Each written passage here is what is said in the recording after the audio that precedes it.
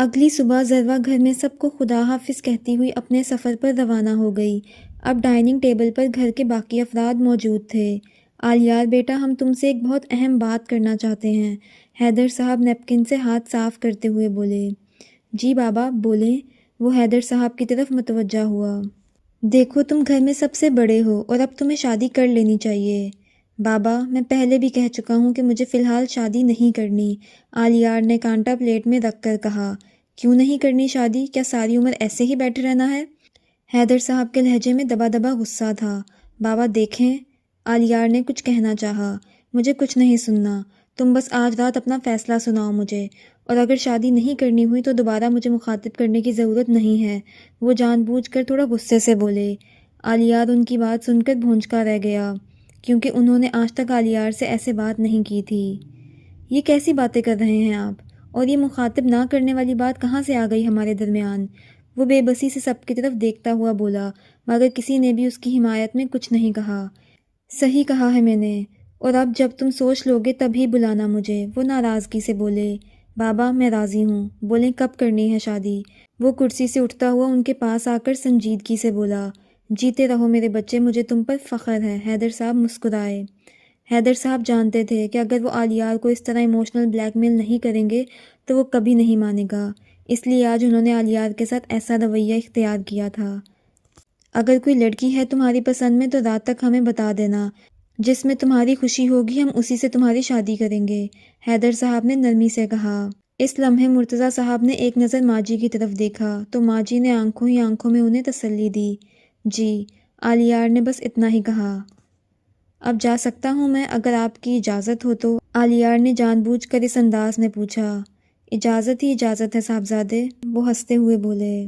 رات کو آلیار گھر لوٹا تو دیکھا کہ سبھی لاؤنج میں بیٹھے تھے جیسے اسی کے انتظار میں ہوں۔ بھائی جان آ گئے، روشان آلیار کو دیکھ کر فوراً خوشی سے بولا۔ پہلی بار تو گھر نہیں آیا میں جو اتنا خوش ہو رہے ہو تم۔ آلیار نے آنکھیں سکیڑ کر اسے دیکھا۔ جناب آج تو آپ مہمان خصوصی ہی سمجھے خود کو، ریان اس کی ٹانگ کھینچتا ہوا بولا۔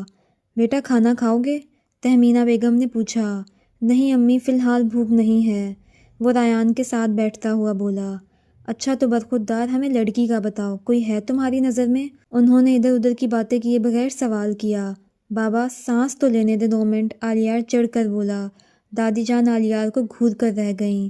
خیر میری کوئی پسند نہیں ہے، آپ لوگ خود ہی دیکھ لیں کوئی لڑکی، آلیار نے سنجیدگی سے کہا۔ میری نظر میں ہے ایک لڑکی، دادی جان نے کہا۔ سب نے حیرانی سے ان کی طرف دیکھا۔ کون ہے؟ ریان کو تجسس ہوا۔ ارتضیٰ صاحب جو کہ سب کچھ جانتے تھے، انہوں نے ریان کو خاموش رہنے کا اشارہ کیا۔ حیدر تم بیٹے والے ہو تو بیٹے والے ہی بیٹی کا رشتہ مانگتے ہوئے اچھے لگتے ہیں، ماں جی نے حیدر صاحب سے کہا۔ جی ماں جی، وہ کچھ حیران ہوئے۔ میں چاہتی ہوں حیدر کے صاحبزادے آلیار کی شادی مرتضیٰ کی بیٹی یعنی ذروہ سے ہو۔ دادی جان کے اس طرح کہنے پر گویا سب کے سروں پر بم گرا ہو۔ اس وقت صرف مرتضیٰ صاحب اور ارتضیٰ صاحب ہی سکون سے بیٹھے دکھائی دے رہے تھے۔ دادی جان یہ کیا کہہ رہی ہیں آپ؟ آلیار یکدم کھڑا ہو گیا اور اس کا چہرہ اس وقت بتا رہا تھا کہ اسے ان کی بات پر اعتراض ہے۔ بیٹھ جاؤ آلیار، حیدر صاحب فوراً بولے۔ مگر بابا یہ ہرگز مناسب نہیں ہے، وہ اسپاٹ لہجے میں بولا۔ آپ چاہے جو بھی کہہ لیں لیکن میں اس شادی کے لیے راضی نہیں ہوں۔ یہ کہہ کر وہ پلٹنے لگا تھا جب مرتضیٰ صاحب کے الفاظ اس کے پیروں میں زنجیر ڈال گئے۔ کیا میری بیٹی میں کوئی کھوٹ ہے، کوئی کمی ہے؟ مرتضیٰ صاحب کی آواز کسی کھائی سے آتی ہوئی محسوس ہوئی۔ آلیار نے ان کی طرف دیکھا جو آنکھوں میں آنسو لیے بیٹھے تھے۔ چچا جان خدا گواہ ہے ایسی بات نہیں ہے، اسے چچا جان سے ایسی بات کی امید نہیں تھی۔ اب اسے سمجھ میں آ رہا تھا کہ یہ رشتہ دادی جان کی طرف سے نہیں بلکہ چچا جان کی طرف سے آیا ہے۔ وہ چلتا ہوا ان کے پاس آیا اور گھٹنوں کے بل ان کے سامنے بیٹھ کر ان کا دایاں ہاتھ اپنے ہاتھ میں لے گیا۔ حیدر صاحب نے یہ سارا معاملہ اپنے بیٹے اور بھائی کے درمیان چھوڑ دیا تھا کیونکہ وہ کچھ بھی کہنے سے قاصر تھے۔ وہ بہت چھوٹی ہے، میں نے اسے ہمیشہ اپنی بہن سمجھا ہے، پھر میں کیسے اسے اس رشتے میں باندھ لوں؟ آپ خود ہی بتائیں، آلیار ان سے سوال کر گیا۔ آلیار میں نے زندگی میں بہت زخم کھائے ہیں، ایک بیوی کی بے وفائی اور دوسرا بیٹی کی جدائی کا غم مجھے جینے نہیں دیتا، میں وہ لمحات کبھی نہیں بھلا سکتا، اور نہ ہی اب میں ذروہ کو خود سے جدا کر سکتا ہوں، مجھ میں اب اتنی ہمت نہیں ہے۔ یہ کہتے ہی وہ رونے لگے۔ آلیار انہیں زندگی میں پہلی بار روتا ہوا دیکھ رہا تھا۔ आलियार हार रहा था उनके आंसुओं के सामने। अभी आलियार इसी कश्मकश में था कि वो क्या करे कि यकदम मुर्तज़ा साहब उसके आगे हाथ जोड़ गए और बोले, मेरी बेटी का रिश्ता कबूल कर लो। वो नादान ज़रूर है लेकिन एक अच्छी बीवी साबित होगी। हैदर साहब सोफ़े से उठने ही लगे थे जब आलियार मुर्तज़ा साहब के हाथ थाम गया और इन्हें चूमने लगा। काश जुड़े हुए हाथ देखने से पहले मैं मर गया होता, वो अब थोड़ी नाराज़गी से बोला।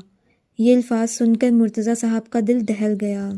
आप जानते हैं ना कि बाबा हों या आप दोनों मेरे लिए एक जैसे हैं। आप किस तरह मेरे सामने हाथ जोड़ सकते हैं? ऐसे गुनाहगार तो मत कीजिए। आप दोनों भी मुझ पर उतना ही हक रखते हैं जितना कि बाबा, इसलिए बस हुक्म किया करें। आज हैदर साहब का सर मज़ीद फ़ख्र से बुलंद हुआ। मैं इनकार सिर्फ इसलिए कर रहा था कि वो छोटी है, मगर मैं सबकी खुशी के लिए, ख़ुसूसन आपकी खुशी के लिए राज़ी हूँ, दिल से राज़ी हूँ।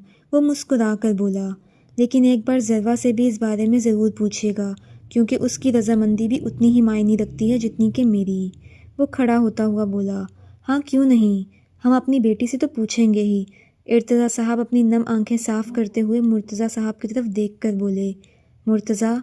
हैदर साहब ने उन्हें मुखातिब किया, जी भाई साहब, वैसे बड़े दुख की बात है कि तुमने मुझसे ये बात करने की बजाय माजी और इर्तज़ा साहब से की।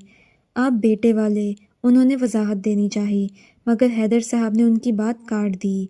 खामोश रहो, इससे आगे एक लफ्ज़ भी और मत कहना। वो हकीकतन इस वक्त गुस्सा थे। अच्छा माफ़ कर दें भाई साहब, गलती हो गई। मुर्तज़ा साहब शर्मिंदा हुए। आइंदा ये अल्फाज ना बोलना, वरना बहुत बुरी तरह से पेश आऊँगा। वो अपनी जगह से खड़े होते हुए बोले, जी भाई साहब। मुर्तज़ा साहब अदब से बोले, अब आओ और गले लगो मेरे। वो बाजू फैला कर बोले। मुर्तज़ा साहब फ़ौरन आगे बढ़े और उनके गले लग गए और आलियार सबको एक नज़र देखकर कमरे की जानिब बढ़ गया। उधर ज़रवा और राबेल अपनी मंजिल की तरफ रवां दवां थे और अब रात के वक्त उनका क़याम एक होटल में था। वो दोनों चाय पीने की गर्ज से होटल से बाहर आईं। दोनों ने एक जैसी पैंट और हुडी पहन रखी थी और साथ में शॉल भी ओढ़ रखी थी। चाय का कप हाथ में लिए वो टहल रही थी। कभी वही चाय का कप ज़रवा के हाथ में जाता तो कभी राबी के। इर्द गिर्द उनकी क्लास के बाकी लोग भी मौजूद थे, लेकिन ज़रवा और राबी की दोस्ती ही अलग थी। वो हमेशा साथ रहती थीं और कपड़े भी अमूमन एक जैसे ही पहनती थीं। वो दोनों बातों में मसरूफ़ थीं जब एकदम ज़रवा के कंधे पर किसी ने हाथ रखा। ज़रवा ने पलट कर देखा तो एक पल के लिए उसे ऐसा लगा कि वो अगला सांस नहीं ले सकेगी। बिलाल शाह उसके ऐन सामने खड़ा था। क्या मसला है तुम्हारा, क्यों मेरा पीछा नहीं छोड़ रहे? हाँ, ज़रवा इस वक्त अपने खौफ पर काबू पाती हुई गुस्से से बोली। राबी भी ज़रवा की आवाज़ पर मुड़ी। मैं पहले भी बता चुका हूँ मिस कि तुम मुझे पसंद हो। यकीन करो, इसके अलावा मेरा और कोई मसला नहीं है। तो मैं क्या करूँ अगर मैं पसंद हूँ तुम्हें? मुझे तुम जहर लगते हो। उलझन होती है मुझे तुम्हारी शक्ल देखकर, समझे? वो चाय का कप दूर फेंकती हुई चीख कर बोली, क्योंकि आज उसकी बस हो चुकी थी। आहिस्ता, आवाज़ नीची। मुझे नहीं पसंद कि कोई मेरे सामने ज़बान चलाए। वो दाएं हाथ की उंगली उठाकर वार्न करता हुआ बोला, ओ मिस्टर, बस करो और निकलो यहाँ से। राबेल को उसका अंदाज एक आंख न भाया, इसलिए गुस्से से कहा, मगर वो उसे भरपूर तरीके से नज़रअंदाज कर गया और एक कदम आगे बढ़कर ज़रवा के कंधे पर हाथ रखता हुआ बोला, देखें। इससे पहले कि वो अपने बाकी अल्फाज मुंह से निकालता, ज़रवा ने एक जनाटेदार थप्पड़ उसके गाल पर रसीद किया। आइंदा मुझे अपने ये गंदे हाथ मत लगाना। ज़रवा की आंखें इस वक्त लाल थीं। काश ये थप्पड़ मैंने तुम्हें बहुत पहले मार दिया होता तो आज ये दिन ना देखना पड़ता मुझे। वो बेइंतहा गुस्से से बोली। इससे पहले कि बिलाल शाह आगे बढ़ता, यूनिवर्सिटी के लड़कों ने दरमियान में आकर मामला संभाला। चलो राबी, ज़रवा उसका हाथ पकड़ती हुई बोली। रुको, बिलाल शाह की पीछे से आवाज़ सुनाई दी। ज़रवा उसकी आवाज़ पर रुकी ज़रूर थी मगर पलटी नहीं थी, लेकिन ज़रवा की गिरफ्त राबी के हाथ पर मज़ीद मजबूत हो गई थी क्योंकि इस वक्त वो खासी घबरा चुकी थी। ये थप्पड़ तुम्हें बहुत महंगा पड़ेगा, याद रखना मेरी बात। वो खुद को उन लड़कों से छुड़ाकर बोला और अपनी गाड़ी की तरफ बढ़ गया। कमरे में आकर ज़रवा खौफ से थर थर काँप रही थी। ज़रवा, सकून करो यार, राबी उसे गले लगाती हुई बोली, मगर ज़रवा के आंसू थमने का नाम ही नहीं ले रहे थे। कोई नहीं कह सकता था कि ये वही लड़की है जो अभी थोड़ी देर पहले बहादुरी का मुजाहिरा करके आई है। देखो, कुछ नहीं होता मेरी जान, और अब तुम रो रो कर मुझे परेशान कर रही हो। राबी दाएं हाथ के अंगूठे से उसके आंसू साफ करती हुई बोली, देखो ज़रवा, मैं बात करती हूँ बाकी सबसे। हम अभी इस जगह को छोड़कर दूसरी जगह जाएंगे। तुम परेशान मत हो, मैं तुम्हारे साथ हूँ। राबी उसे तसल्ली देती हुई बोली। राबेल, جب بھی زروا سنجیدہ ہوتی تھی تو اسے پورے نام سے پکارتی تھی۔ ہاں، آلیار بھائی روکتے رہے مجھے، مگر میں پھر بھی آ گئی۔ وہ ٹھیک کہتے تھے، میں نے ہی نہیں سنی ان کی، الٹا ان کے ساتھ بدتمیزی کر کے آ گئی۔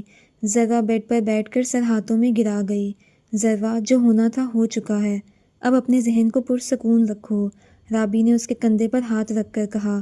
زروا نے اس بات میں سر ہلایا۔ رات کا وقت تھا، آلیار بالکنی میں کھڑا تھا۔ آج اس کی سوچوں کا مرکز صرف ایک ذات تھی اور وہ تھی زروا۔ ریان نے آلیار کے کمرے کا دروازہ کھٹکھٹایا، لیکن جب اندر سے کوئی آواز نہیں سنائی دی تو وہ دروازہ کھول کر اندر داخل ہوا۔ ریان کے ہاتھ میں کافی کے 2 مگ تھے۔ اس نے کمرے میں نگاہ دوڑائی، مگر جب وہ اسے کمرے میں کہیں نہ دکھا تو اس کی نظر بالکنی کے دروازے پر پڑی جو کھلا ہوا تھا۔ وہ چلتا ہوا بالکنی میں پہنچا۔ ارے تو یہاں ہے اور میں تجھے کمرے میں ڈھونڈ رہا تھا۔ وہ بالکل آلیار کے ساتھ کھڑا ہو گیا۔ آلیار نے ریان کی طرف دیکھا تو ریان نے اس کے سامنے کافی کا مگ بڑھاتے ہوئے کہا، لے کافی پی۔ تجھے کیسے پتہ چلا کہ مجھے اس وقت کافی کی طلب ہو رہی تھی؟ آلیار نے مگ پکڑتے ہوئے کہا۔ کافی کی بھی اور شاید میری بھی؟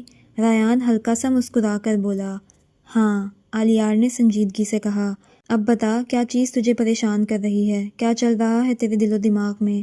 ریان، میں راضی تو ہو گیا ہوں، مگر میرا دل نہیں مان رہا۔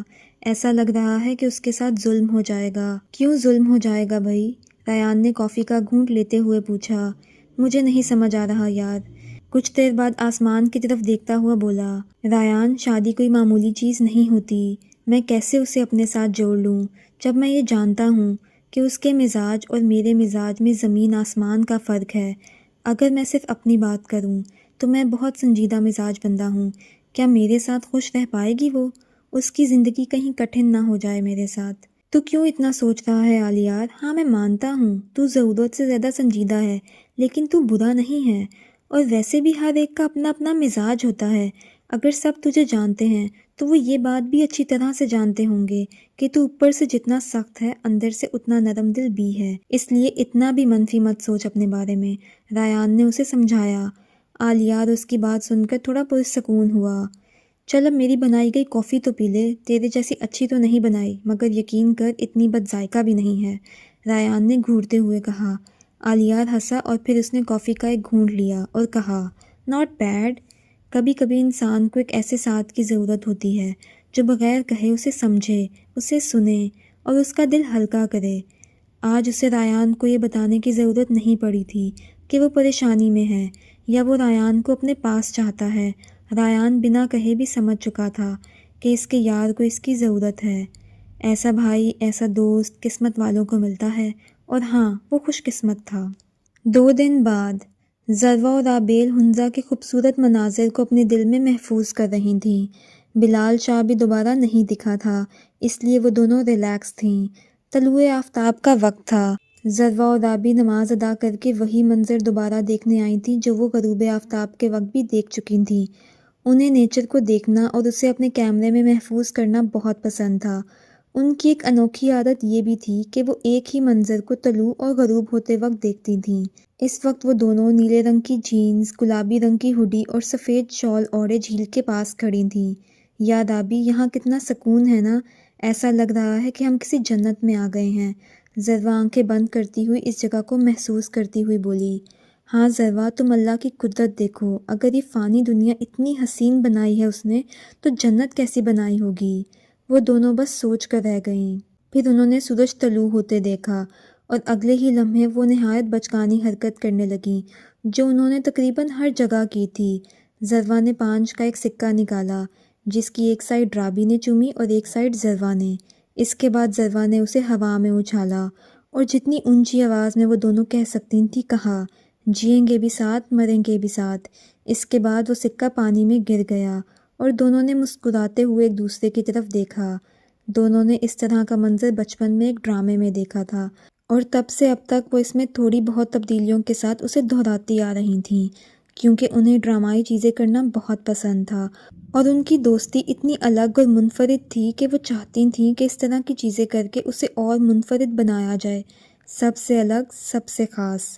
ہم اس دنیا میں بھی ساتھ رہیں گے اور اگلی دنیا میں بھی، یہ کہہ کر وہ کہکا لگا کر ہنسنے لگیں، لیکن انہیں نہیں پتہ تھا کہ یہ خوشیاں صرف چند لمحوں کی رہ گئی ہیں۔ رات کا وقت تھا، سب بون فائر کے مزے لے رہے تھے اور ساتھ ساتھ گنگنا بھی رہے تھے۔ ضروا نے موبائل کی طرف دیکھا جس کی بیٹری بس 2% رہ گئی تھی۔ اس نے رابی سے کمرے کی چابی لی اور کہا، بس میں یہ چارجنگ پر لگا کر آتی ہوں۔ میں بھی ساتھ آؤں؟ رابی نے پوچھا۔ ارے نہیں یار، میں بس یوں گئی اور یوں آئی، یہ کہہ کر وہ ہوٹل کی طرف بڑھ گئی۔ کمرے کے باہر پہنچ کر ضروا نے دروازہ کھولا اور کمرے کے اندر قدم رکھا۔ کمرہ اندھیرے میں ڈوبا ہوا تھا۔ وہ تھوڑا کھٹکی کیونکہ رابی اور یہ کبھی بھی لائٹس بند کر کے باہر نہیں جاتی تھیں، لیکن ضروا اپنی چھٹی حس کو پس پش ڈالتی ہوئی آگے بڑھی اور ہاتھ بڑھا کر لائٹس جلائیں۔ کمرہ روشن ہوا تو اس نے چاروں طرف نگاہ دوڑائی تو مطمئن ہوئی، کیونکہ کمرہ وہ جیسا چھوڑ کر گئے تھے ویسا ہی تھا۔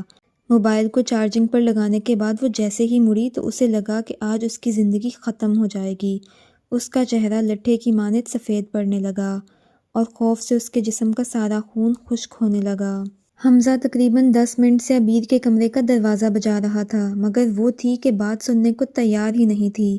عبیر یار دروازہ کھولو، ایک بار تو میری بات سن لو۔ دیکھو حمزہ، مجھے تم سے کوئی بات نہیں کرنی، تم جاؤ یہاں سے، وہ بھرائی ہوئی آواز میں بولی۔ عبیر، میں جان بوجھ کر تھوڑی ایسا کر رہا ہوں، بابا چاہتے ہیں کہ میں باہر پڑھنے جاؤں۔ حمزہ، جب پہلے سے سب کچھ طے کر چکے ہو تو بتانے کیوں آئے ہو؟ تم بس جاؤ یہاں سے، سب جاؤ، عبیر روتے ہوئے بولی۔ عبیر پلیز ایک دفعہ تو دروازہ کھولو، اگر تمہیں اپنے چھوٹے بھائی سے ذرا بھی پیار ہے تو ابھی کے ابھی دروازہ کھولو۔ اس کے اتنا کہنے کی دیر تھی کہ عبیر کی ضد ختم ہوئی اور دروازہ کھلنے کی آواز آئی۔ اب عبیر کھڑکی کے پاس کھڑی تھی جب وہ اندر داخل ہوا۔ عبیر، اس نے نرمی سے بلایا۔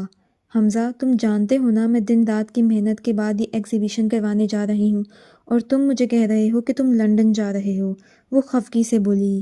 میں جانا نہیں چاہتا تھا مگر بابا نے تقریباً حکم دیا ہے مجھے کہ میں انکار نہیں کر سکا، اور اگر میں انکار کر بھی دیتا تو بھی انہوں نے میرے انکار کو کوئی اہمیت نہیں دینی تھی۔ حمزہ بے بسی سے بولا، تم واحد تھے اس گھر میں جسے میں اپنے دل کا حال بتاتی تھی، اور اب تم بھی جا رہے ہو، مجھے بتاؤ میں یہاں کیسے رہوں گی؟ عبیر اس کے سینے پر مکے برساتی ہوئی بولی۔ میں تم سے وہاں جا کر بھی بات کیا کروں گا، میرا یقین کرو میں تمہیں بھول نہیں جاؤں گا۔ اب کی بار حمزہ ناراضگی سے بولا۔ مجھے کچھ بھی اچھا نہیں لگ رہا، ایسا لگ رہا ہے جیسے کچھ برا ہو جائے گا۔ عبیر کی آنکھ سے ایک آنسو بہا۔ کچھ نہیں ہوگا، وہ اسے اپنے ساتھ لگاتا ہوا بولا۔ عبیر کی بے چینی بے وجہ نہیں تھی، آج اس کا بہت اپنا یہ ملک چھوڑ کر دوسرے ملک جا رہا تھا۔ حمزہ وہ واحد انسان تھا اس گھر میں جو اس کی مسکراہٹ کی وجہ بنتا تھا، جو اسے کبھی اکیلا نہیں چھوڑتا تھا، جو اس کے دکھ میں اس کے ساتھ ہوتا تھا، اور آج وہی انسان اس سے دور جا رہا تھا، اس لیے اس کا دل بے چین تھا۔ جلد واپس آنا، عبیر اس سے جدا ہوتی ہوئی بولی۔